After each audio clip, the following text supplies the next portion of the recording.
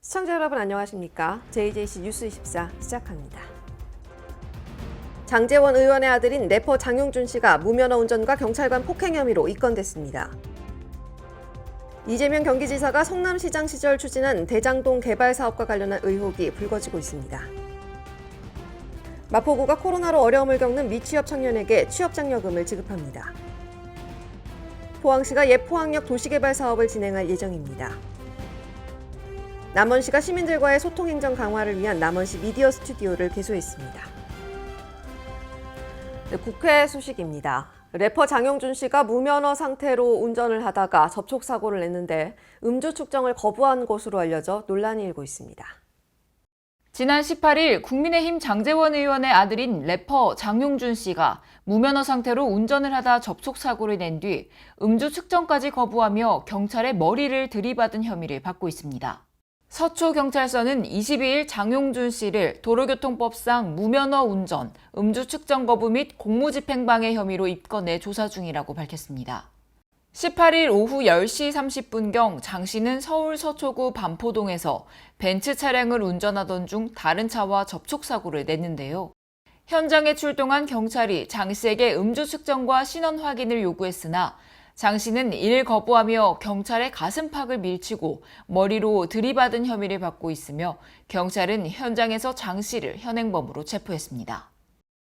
특히 장용준 씨는 지난 2019년 9월 서울 마포구에서 음주운전을 하다 오토바이와 충돌사고를 낸 뒤 운전자를 바꿔치기 한 혐의로 지난해 징역 1년 6개월의 집행유예 2년을 선고받았습니다. 장 씨는 지난 19일 SNS에 제가 받아야 하는 죗값은 모두 달게 받고 조금 더 성숙한 사회 구성원이 되도록 노력하겠다고 사과문을 게재했습니다. 그러나 논란은 사그라들지 않고 있습니다. 지난 2017년 엠넷 고등 래퍼에 출연한 후 국민의힘 장제원 의원의 아들로 얼굴을 알렸지만 자신의 SNS 게시물에서 미성년자 성매매를 시도한 정황이 발견돼 방송 1회 만에 하차했으며 지난 2월에는 폭행 사건에 휘말려 검찰에 송치되기도 했는데요. 그는 과거 자신의 SNS에 거침없이 욕을 내뱉고 자신의 아버지가 국회의원이라는 사실도 노골적으로 드러냈습니다. 장용준 담배 피면서 인생 얘기 를 하고 있네. 내 오른손목 걸고 약속할게. 내 야근 안 해. 야, 우리 아빠가 누군데? 내 약하면 내 모가지만 날라가냐? 한편 23일 청와대 국민청원 게시판에는 장제원 의원의 국회의원직 박탈을 원한다는 제목의 청원과 장용준 엄벌을 촉구하는 청원글도 올라왔습니다. 또한 이번 사고 당시 장용준 씨가 몰았던 벤츠 차량의 소유자가 누구인지에 대한 의혹도 제기되고 있어 앞으로의 조사 결과에 이목이 집중되고 있습니다. 이재명 경기지사가 성남시장 시절 추진한 대장동 개발 사업 관련 의혹에 정치권 공방이 일파만파로 커지고 있는데요. 여권 내부에서도 정치가 아니라 수사가 필요하다는 주장이 나왔습니다. 더불어민주당 유력 대권주자 이재명 경기도지사가 성남시장 재직 시절 대장동 개발 과정에서 특혜를 받았다는 의혹이 있는 화천대유를 둘러싸고 국민의힘은 이재명 게이트, 이재명 지사 측은 국민의힘 게이트라고 주장하고 있습니다. 대장동 개발은 이재명 경기지사가 성남시장 재직 시절 택지 개발 이익을 환수하겠다며 추진한 1조 1,500억 원 규모의 공영개발 사업입니다. 이 지사가 2014년 성남시장 재선에 성공하며 성남도시개발공사와 민간 사업자가 특수목적법인 성남의 뜰을 공동 설립해 개발하는 방식으로 본격 추진됐습니다. 국민의힘은 설립자본금 5천만 원인 화천대유가 3년간 출자금으로 특수목적법인의 보통주 14%를 가지고 577억 원을 벌어들인 점을 문제 삼아 연일 의혹을 제기했습니다. 또한 사업 시행사인 성남의 뜰에 참여한 출사자들 가운데 화천대유가 과도한 배당금을 받은 것을 문제 삼고 있습니다. 출자금 5천만 원으로 개발 사업에 참여한 신생업체 화천대유는 3년간 577억 원이라는 배당 수익을 올렸습니다. 오랜 버핏도 울고 갈 투자의 신입니다. 5천만 원 내놓고 570억 이상의 1,100배가 넘는 이런 이해할 수 없는 이런 폭리. 하지만 설립 자본금만으로 수익률을 따지는 건 무리라는 주장도 있습니다. 사실상 시행사였던 화천대유는 공모 비용의 운영 경비, 이자 비용 등으로 한 해 수십억 원의 경비를 썼기 때문에 1000배 수익률은 과장됐다는 게 이재명 지사 측의 반박입니다. 부동산 사전 준비 비용이 많이 듭니다. 그리고 공모 비용도 수억이 들고요. 이 지사는 당시 야당의 주장대로 100% 민영 개발을 했다면 모든 수익이 민간업자에게 돌아갔을 거라고 반박했습니다. 공영 개발 포기 로비를 하던 민간 사업자들은 소위 닭 줬던 개가 됐죠. 성남 시민들은 수천억대 이익을 이제 확보할 기회가 생긴 겁니다. 화천대유와 관련된 인물로는 국민의힘 곽상도 의원, 박영수 전 특검, 권순일 전 대법관, 강찬우 전 수원지검장 등 7명으로 확인됐습니다. 곽상도 국민의힘 의원 아들도 퇴직하며 무려 50억 원을 받은 사실이 드러났습니다. 어마어마한 퇴직금 규모에 논란이 커지자 곽 씨는 아버지 곽상도 국민의힘 의원의 SNS를 통해 직접 입장을 밝혔습니다.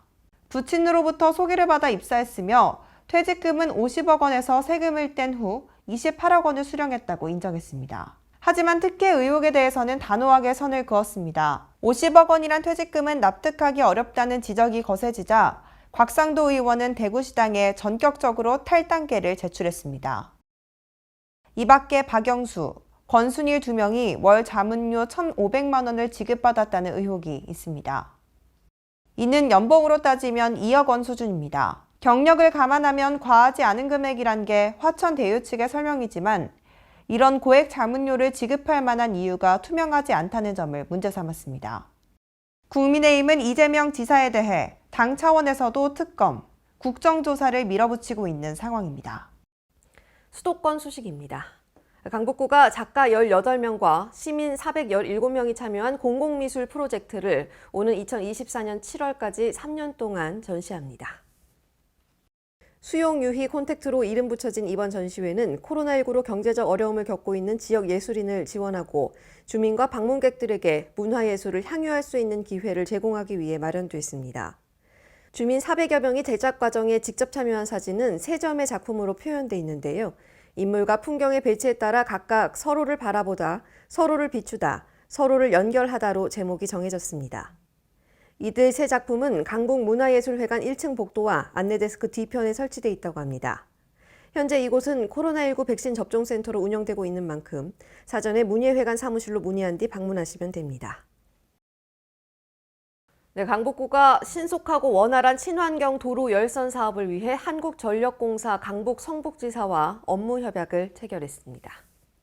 두 기관의 협약 결과 안정적인 전기 공급과 함께 위약금 면제 등 신청 절차가 간소화되는데요.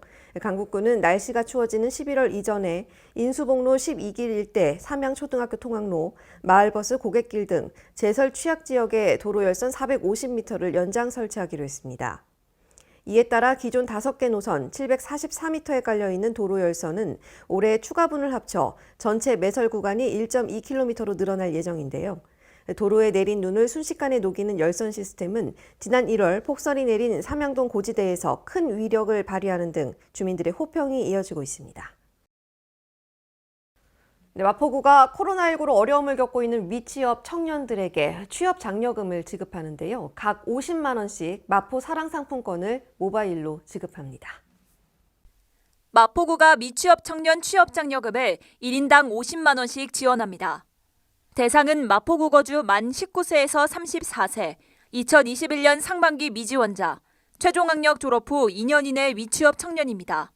현재 실업급여 수급 중이거나 수급 대상인자, 2020년 청년 구직활동지원금 및 2021년 국민취업지원제도 기참여자는 제외됩니다. 대학 재학생과 휴학생 역시 신청할 수 없습니다.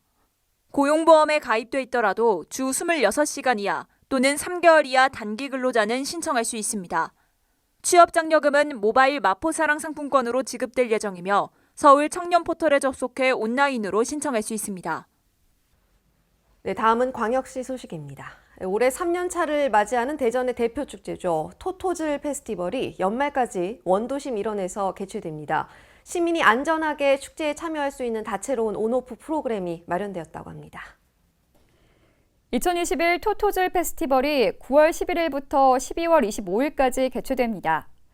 이번 축제는 매주 토요일 스마트폰 앱을 활용해 중앙시장 일원에 숨겨진 미션을 수행하는 디지털 보물찾기, 300여 대의 드론이 다양한 메시지를 빛으로 표현해 멋진 야경을 연출하는 드론 라이트 쇼, 지역 아티스트들이 선보이는 버스킹 공연 등이 펼쳐질 계획입니다. 또한 유튜브 콘텐츠 공모전, 라이브 커머스 등 다양한 온오프라인 행사가 마련될 예정이며 자세한 행사 일정과 내용은 토토즐 페스티벌 전용 홈페이지, 유튜브 채널을 통해 확인할 수 있습니다. 한편 대전시는 시민들이 안전하게 축제를 즐길 수 있도록 철저한 방역 관리에 중점을 두고 행사를 진행할 계획입니다. 광주형 평생주택 시범사업의 설계 공모에서 혁신적인 설계로 높은 평가를 받은 빛고울 복합주거 플랫폼이 당선됐습니다. 옛 상무소각장 인근에 들어설 광주형 평생주택은 청년, 신혼부부 등 무주택 가구의 주거 안정을 위한 사업으로 장기 공공임대주택으로는 전국 최초로 중형 평형을 포함한 460세대 규모로 조성될 예정입니다. 이번 당선작은 인근에 위치한 공원, 문화시설 등 외부 공간과 주거 공간을 연결하고 개별 거주 공간과 마당을 수직 수평으로 엮어 계층 세대 간의 소통을 유도해 사회적 특성에 부합한다는 평가를 받고 있습니다. 우리 시는 장기 공공임대주택이 주거 취약계층이 거주하는 낙후된 아파트라는 인식을 변화시키고 공공임대주택의 선도적 모델이 될 수 있도록 기존 임대주택의 전형을 깬 변화감 있는 인명과 배치 계획이 우수한 혁신적인 작품을 선정하였습니다. 광주시와 도시공사는 연말까지 사업계획 승인을 취득해 2022년 공사 착수, 2024년 입주가 진행될 수 있도록 속도를 낼 방침입니다. 네, 강원도 소식입니다. 횡성군이 아동과 청소년, 학부모가 함께 소통할 수 있는 플랫폼 꿈모프를 개설하고 운영에 들어갔습니다.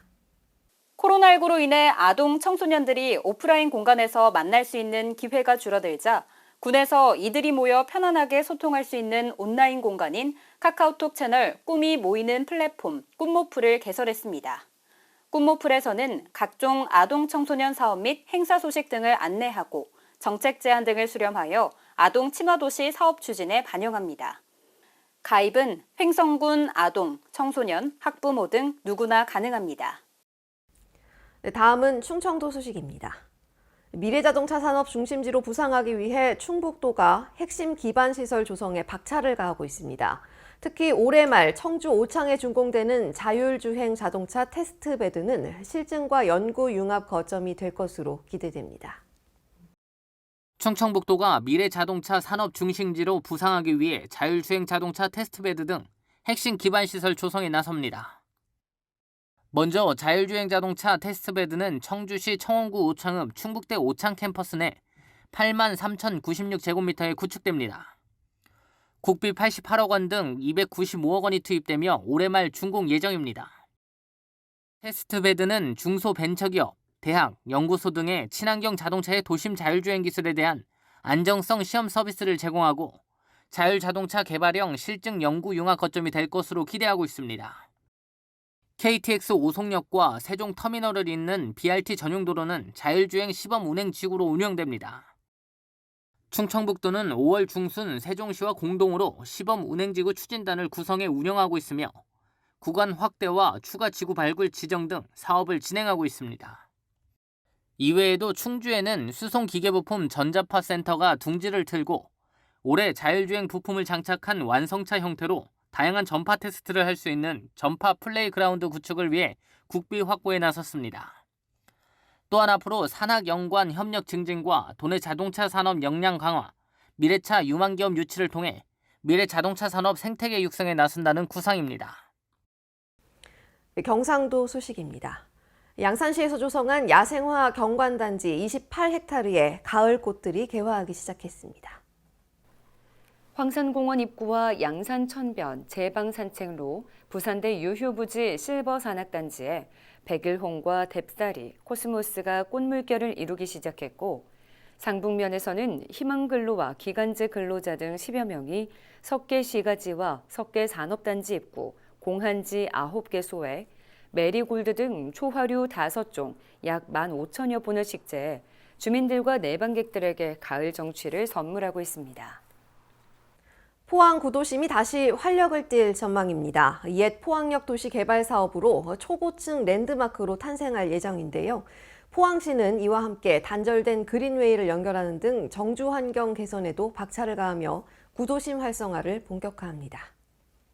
옛 포항역 지구 도시개발 사업은 구도심의 활력을 불어넣기 위해 대흥동 1원 옛 포항역사 부지에 주거, 상업시설 및 공원 등을 복합 개발하는 사업으로 최고 층수 69층의 주상 복합 아파트 3개 동과 20층 규모의 호텔로 구성됩니다. 지난 7월 한국철도공사와 신세계건설 컨소시엄 간의 사업 시행자 협약으로 이번 기반시설 공사에 첫 삽을 떴습니다. 포항시는 지작물 보상, 부지 정비 공사 등을 시행하고 내년 말까지 공사 준공 및 환지 처분을 통해 민간 사업 시행자인 신세계건설 컨소시엄에 부지를 제공할 예정입니다. 포항시는 옛 포항역 도시개발 사업이 구도심에 새로운 활력을 불어넣을 것으로 기대하고 있습니다. 시는 초고층 랜드마크 건설과 단절된 그린웨이 연결로 포항의 정주 환경을 획기적으로 변화시킬 계획이며 이를 통해 도시 재생은 물론 주변 상권 활성화를 도모합니다. 이후 주변 지역의 낙후한 주거 환경 개선을 위한 사업도 추진해 나갈 방침입니다. 네, 다음은 전라도 소식입니다. 여수시가 해양 인재를 양성하고 해양 관련 재난 상황에서 청소년들의 대처 능력을 배양하기 위해 전국 최초로 전문화된 청소년 해양교육원을 개원했습니다. 이번에 개원한 청소년 해양교육원은 국토비 119억 등 총 180억 원을 들여 여수 세계 박람회장 내에 지하 1층, 지상 4층으로 건립됐습니다. 여수시 청소년 해양교육원은 해양환경, 과학교육, 해양진로 직업교육, 해양 지도자 육성 등의 프로그램이 진행될 계획입니다.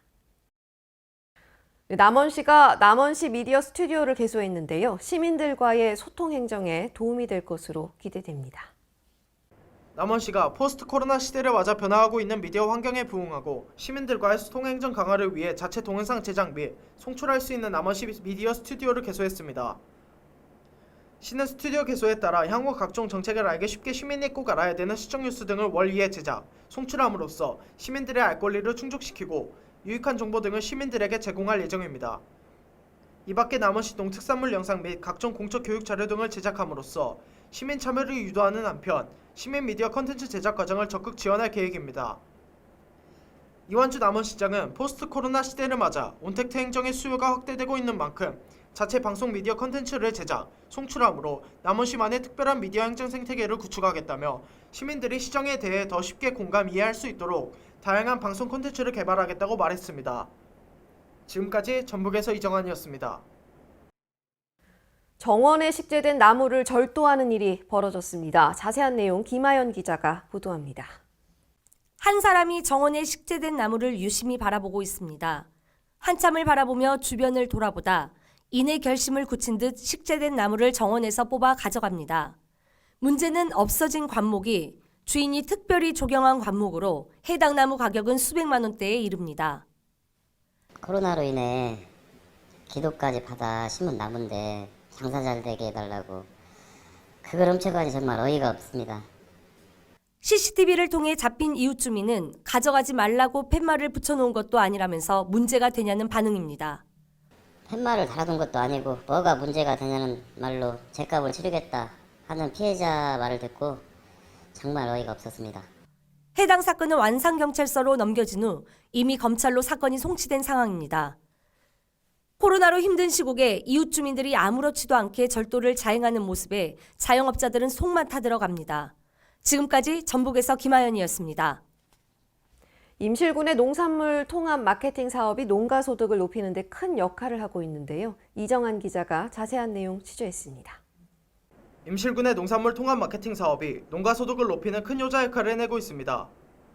군에 따르면 조합 공동사업법인 농산물 산지유통센터의 매출은 180억 원으로 지난해 같은 기간보다 49% 증가한 성장률을 나타냈습니다. 임실군은 최근 이 같은 사업 실적을 토대로 올해 사업 실적 보고 및 사업 계획 변경을 위한 제3차 농산물 통합 마케팅 협의회를 열고 품목별 성과를 분석했습니다. 임실 신민군수는 임실군 대표 농산물 마케팅 전문 조직을 더욱 육성 발전시켜 시장 변화에 능동적으로 대응해 나가겠다며 지역 농가 소득을 증대시키고 더 많은 혜택이 가도록 노력하겠다고 말했습니다. 지금까지 전북에서 이정환이었습니다.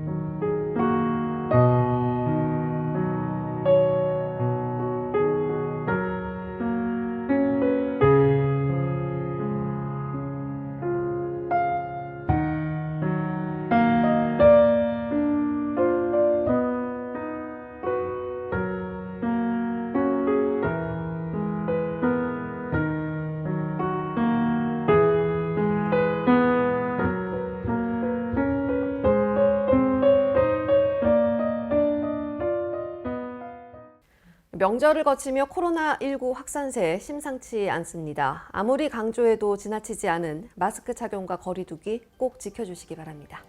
이상 뉴스 24 마칩니다. 시청해주신 여러분 고맙습니다.